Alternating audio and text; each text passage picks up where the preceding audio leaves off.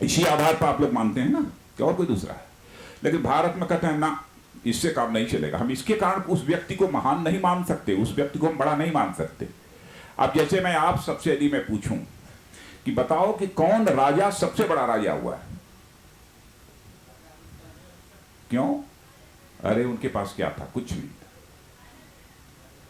राजा जनक क्यों? अरे वाह, मैंने हमारे यहां तो महान राजा बहुत सारे लोगों को लिखा गया। अकबर को भी महान राजा लिखा गया है, कुछ लोगों ने राणा को भी महान राजा लिखा है, बहुत लोगों को महान राजा लिखा है। किंग चार्ल्स को महान राजा मानते हैं, किंग लुई को मानते हैं, किंग आर्थर को मानते हैं, नेपोलियन को मानते हैं। क्यों मानते हैं?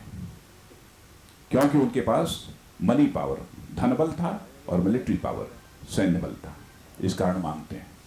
भारत में जो त्याग करता है उसको महान माना जाता है, जो धनवान और जो बलवान होता है जिसकी, उसको महान नहीं माना जाता।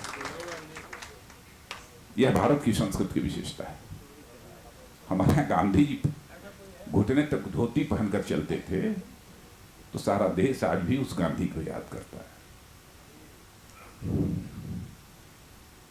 सब पूरा देश आज भी याद करता है, उसी गांधी के पथ पर चलता है। इसलिए मैं कहना चाहता हूं मित्रों, घुटने तक धोती पहनकर चलने वाले और नंगी बदन जो इस हिंदुस्तान में रहते हैं, उनको हीन नजरों से कभी मत देखना। उनको यदि देखना तो सम्मान की नजरों से देखना, बराबर सम्मान की नजरों से देखना। वही हमारे आराध्य देव हैं। यही पंडित दीनदयाल उपाध्याय ने कहा था, समाज की सबसे अंतिम सीढ़ी पर जो बैठा हुआ व्यक्ति है वही हमारा आराध्य।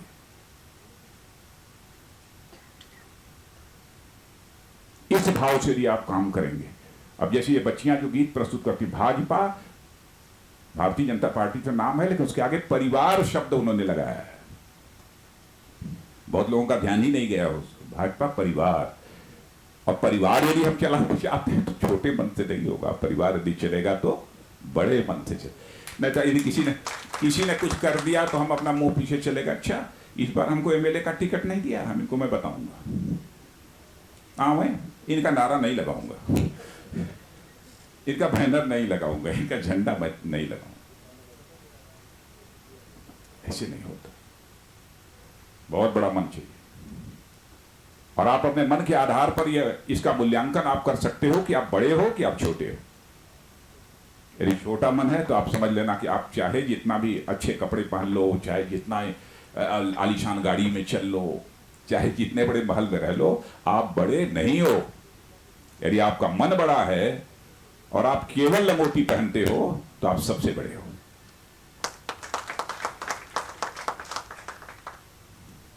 मैं भारतीय जनता पार्टी को इस आधार पर मैं चाहता हूं कि आगे बढ़े, इस सोच के आधार पर भारतीय जनता पार्टी आगे बढ़े। यह हमारी सोच है।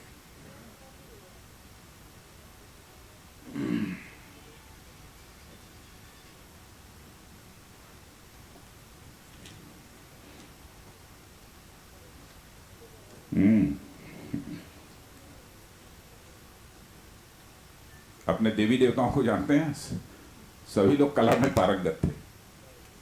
शंकर जी को देखिए, तांडव नृत्य उन्होंने किया था।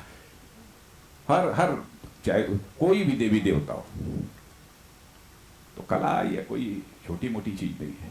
अरे कला के माध्यम से और संस्कृति के माध्यम से पूरे भारत को जोड़ दो मित्रों। और ये संदेश यदि कोई लेकर जा सकता है तो हमारा भारतीय जनता पार्टी का सांस्कृतिक प्रकोष्ठ का कार्यकर्ता जा सकता है। आप जाइए और पूरे हिम्मत के साथ। अब फिर यह डरोना नहीं होना चाहिए कि हमको अध्यक्ष जी सहयोग नहीं करते हैं, साहब मैं क्या करूं। अरे अध्यक्ष जी का होगा पूर्व जन्मों का पुण्य तो सहयोग करेंगे, नहीं होगा तो नहीं करेंगे। काहे चिंता करते हो?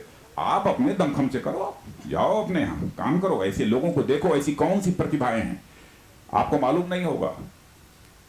इस कला एवं संस्कृति प्रकोष्ठ से जवाहरलाल नेहरू यूनिवर्सिटी की कई बड़ी बड़ी प्रतिभाएं जुड़ी हुई हैं, अभी आपको एहसास नहीं।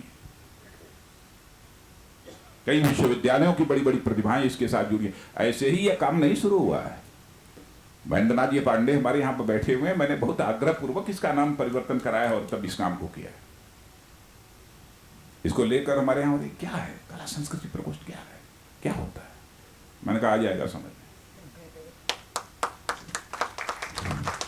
और मित्रों जिनकी समझ में नहीं आया था उन सभी को समझाना यह आपका धर्म है, आपका धर्म है। यही मैं आप सबसे अपील करना चाहता हूं। करिए, कुछ जमकर करिए काम, जाइए। धन की भी जरूरत होती है कार्यक्रमों को संपादित करने के लिए, जाइए झोली फैला दीजिए ना। मैं तो सुनना चाहता हूं, कला संस्कृति वाले प्रकोष्ठ वाले अपनी झोली फैलाकर इसे घूम रहे थे बाजार में, शहर में, 1 रुपया 2 रुपया 5 रुपया मांग रहे थे अपना सांस्कृतिक कार्यक्रम संपन्न करने के लिए। करिए ना, और जितना इकट्ठा हो जाए शाम को अखबार वालों को बतला दीजिए हमारा इतना इकट्ठा हुआ, कोई कार्यक्रम करिए, खर्च हो जाए तो उनको जो है बुला के 4 प्रेस वालों को बतला दीजिए इतना इकट्ठा किया था, इतना खर्च हो गया। करिए। और मेरा कम से कम यह बात यदि आप लोगों ने मान लिया और बड़े मन के साथ यदि आपने काम किया तो फिर आपका तो कोई मुकाबला ही नहीं है। कोई आपके बगल में टक्कर में बगल में नहीं, बगल में तो सबको खड़ा होना चाहिए। तो मित्रों, जमकर काम करिए। और ऐसा नहीं है कि और मैं बता दूं, यह मत मानिएगा हिंदू हो, मुसलमान हो, ईसाई हो, पर्शियन हो, कोई भी हो, सभी अपने भाई हैं। यदि मैं बड़े मन की बात यदि मैं कर रहा हूं तो यह मत समझना कि केवल यहीं तक सीमित है। बड़े मन चाहे जो भी भारत माता की कोख से पैदा हुआ वह सभी हमारे परिवार के सदस्य हैं, सभी हमारे भाई हैं। इस उदात्त भाव से हम सब लोगों को काम करने की जरूरत है। अब कांग्रेस पार्टी, अब जानते हैं हम लोगों को भारतीय जनता पार्टी जिस सांस्कृतिक राष्ट्रवाद की अवधारणा में विश्वास करती है उसको कम्युनल कहते हैं। इसे हिंदुस्तान की सबसे कम्युनल पॉलिटिकल पार्टी, वो हमको कम्युनल कहेगी। क्या आप लोगों को इससे पीड़ा नहीं होती है? हम जिस विचारधारा, जिस पॉलिटिकल आइडियोलॉजी को स्वीकार कर भारत की राजनीति में अपने कदम आगे बढ़ा रहे हैं, उस विचारधारा को समझता कैसा है? आवश्यकता यह है कि इस विचारधारा के प्रति हम अपने भारतीय जनता पार्टी के कार्यकर्ताओं के अंदर प्रतिबद्धता पैदा करते हैं, जूझने मरने की ताकत उनके अंदर पैदा करते हैं। आवश्यकता इस बात की है। हम सबको जोड़ना चाहते हैं। किसी भी मानव नहीं, मानवेतर प्राणियों से भी हमको नफरत नहीं करनी चाहिए। यह है हमारी भारत की संस्कृति। और मानवेतर प्राणी तो छोड़ो बहनों भाइयों, जड़ की भी पूजा यदि होती है तो भारत की संस्कृति में ही होती है। पहाड़ को भी देवता मानते हैं, वृक्ष को भी देवता मानते हैं, तो केवल भारत की संस्कृति में होता है। और कहीं देखा है, कहीं सुना है?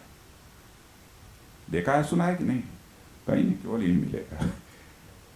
सर्प को भी नाग पंचमी के दिन गाय का शुद्ध दूध पिलाते हैं तो केवल भारत में पिलाते हैं, और कहीं नहीं पिलाते। यह है अध्यात्म भारत का। इस अध्यात्म को समझने की जरूरत है और इसी कला और संस्कृति के माध्यम से बहुत बड़ा परिवर्तन करना है। आज संभवतः दिन भर कार्यक्रम चलेगा मिथिलेश जी, और मिथिलेश जी मैं आपको बधाई देना चाहता हूं इसके लिए। बहुत अच्छा, बहुत ही विनम्र, बहुत शालीन, बहुत धीर, बहुत गंभीर, एक अध्यवसायी, एक ऐसे आपके राष्ट्रीय संयोजक हैं हमारे श्री मिथिलेश जी। इनके ऊपर मैंने जिम्मेदारी सौंपी है और उसका मार्गदर्शन हमारे श्री महेंद्र जी पांडे कर रहे हैं। आप सभी पूरी तरह से सहयोग करें, तन्मयता के साथ इसमें लग जाएं। आज के अवसर पर यही अनुरोध करने और साथ ही साथ आपको शुभकामना देने के लिए भी मैं आया था। आप सबको बहुत बहुत धन्यवाद।